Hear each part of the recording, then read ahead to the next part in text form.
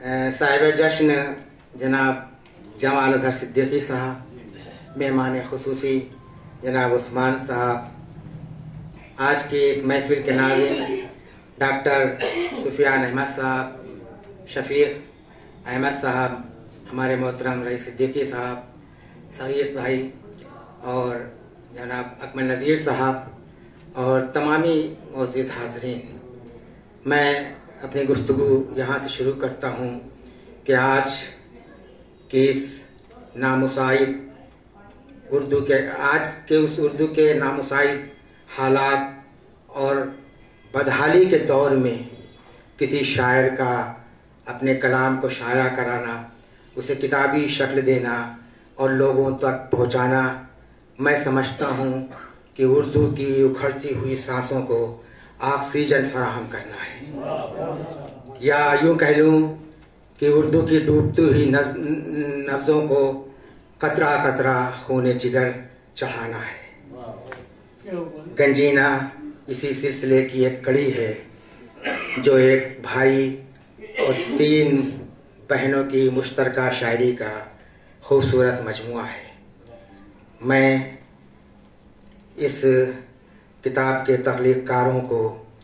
4 مصروں کے ساتھ مبارکباد یوں پیش کرتا ہوں کہ جمال اظہر تمہیں مبارک،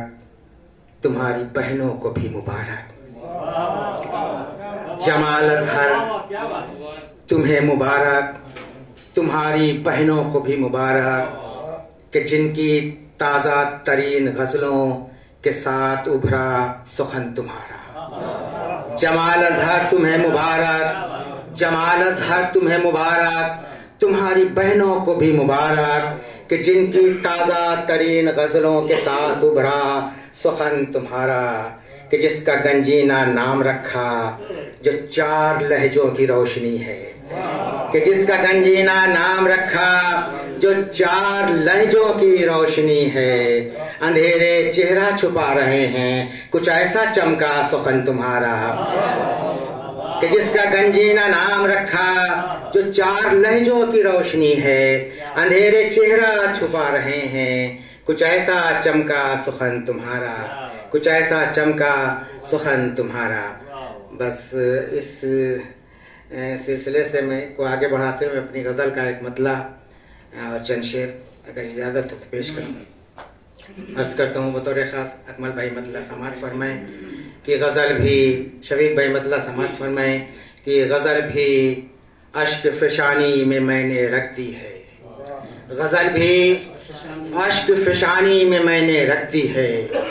جو دل میں آگ تھی پانی میں میں نے رکھ دی ہے، غزل بھی اشک فشانی میں میں نے رکھ دی ہے، جو دل میں آگ تھی پانی میں میں نے رکھ دی ہے، غزل بھی اشک فشانی میں میں نے رکھ دی ہے، جو دل میں آگ تھی پانی میں میں نے رکھ دی ہے، ملا ہے دل کو سکون اس لیے کہ وقت سخن، ملا ہے دل کو سکون اس لیے کہ وقت سخن، کسک قلم کی روانی میں میں نے رکھ دی ہے، ملا ہے دل کو سکون اس لیے کہ وقت سخن، کسک قلم کی روانی میں میں نے رکھ دی ہے، جو بات روبرو اس سے نہ کہہ سکا دل کی، جو بات روبرو اس سے نہ کہہ سکا دل کی، وہ آنسوؤں کی روانی میں میں نے رکھ دی ہے، جو بات روبرو اس سے نہ کہہ سکا دل کی، وہ آنسوؤں کی روانی میں میں نے رکھ دی ہے، خطوط میرے جلا دو مگر یہ دھیان رہے، خطوط میرے جلا دو مگر یہ دھیان رہے، متاع جاں بھی نشانی میں میں نے رکھ دی ہے، خطوط میرے جلا دو مگر یہ دھیان رہے، متاع جاں بھی نشانی۔ عرض کرتا ہوں کہ شعر ملاحظہ فرمائیں کہ کمال تشنہ لبی پھر بھی وہ سمجھتا نہیں، شعر ملاحظہ فرمائیں کمال تشنہ لبی پھر بھی وہ سمجھتا نہیں، زبان کھولتے پانی میں میں نے رکھ دی ہے، کمال تشنہ لبی پھر بھی وہ سمجھتا نہیں، کمال تشنہ لبی پھر بھی وہ سمجھتا نہیں، زبان کھولتے پانی میں میں نے رکھ دی ہے، کمالے تشنہ لگی پھر بھی وہ سمجھتا نہیں، زبان کھولتے پانی میں نے رکھ دی ہے، سند اسی کو ملی اعتبار کی مظہر، سند اسی کو ملی اعتبار کی مظہر، جو طرز لفظ و معانی میں نے رکھ دی ہے، سند اسی کو ملی اعتبار کی مظہر، جو طرز لفظ و معانی میں نے رکھ دی ہے۔ بہت بہت شکریہ۔ جہاں سے گزرنے کی جلدی والا روانی میں میں نے رکھی، مجھے تھی عشق میں جہاں سے گزرنے کی جلدی، کتاب پڑھ کے روانی میں نے رکھ دی ہے، کتاب پڑھ کے روانی میں نے رکھ دی ہے۔ اردو کے حوالے سے گفتگو ہو رہی تھی، ایک شعر سنانے کے لیے ایک مطلب پیش کرتا ہوں کہ عرض کرتا ہوں کہ شہد کا ذائقہ نہیں بدلا، وہ بھی شعر کی تعمیل کر رہا ہوں جو آپ حکم دے رہے تھے ملاحظہ فرمائے۔ مطلب شعر کی عرض کرتا ہوں کہ میں نے تیرا گلاب بکھرنے نہیں دیا، میں نے تیرا گلاب بکھرنے نہیں دیا، اب تک جگر کے زخم کو بھرنے نہیں دیا، میں نے تیرا گلاب بکھرنے نہیں دیا، اب تک جگر کے زخم کو بھرنے نہیں دیا، پھونکوں سے تو